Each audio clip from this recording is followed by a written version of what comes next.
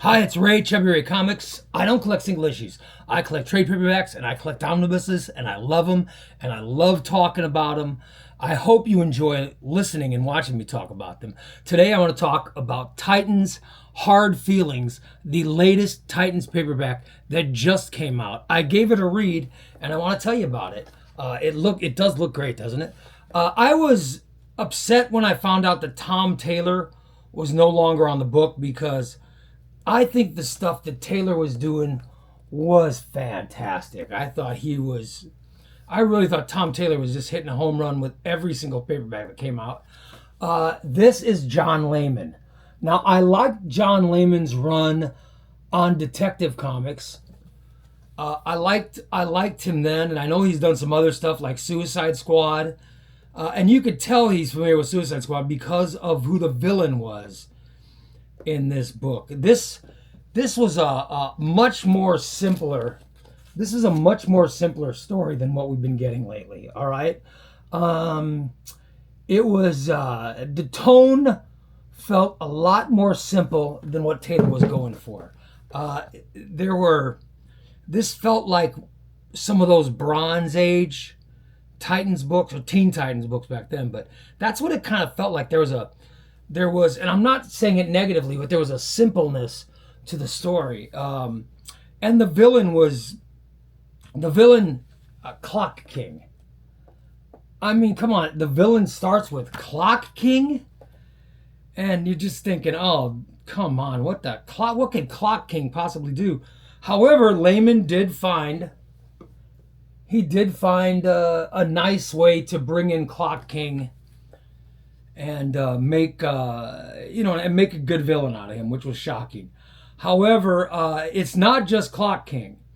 Not long into the book, we find out that Clock King has teamed with another villain, and they are creating something more. All right, they're creating something more, and I don't want to give spoilers.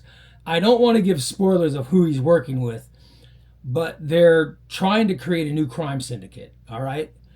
And I will not give spoilers of I will not say spoilers of who he's working with, but they're trying to create a new crime syndicate. So they sick some badasses on the Titans in this book. Like I said, it starts with Clock King, and then it goes on to Psycho Pirate. We get Psycho Pirate, who also makes an appearance in this book. And we see the team go through. We see the team go through some ups and downs. We see Raven. Raven starts to, go crazy on her own because she's been separated.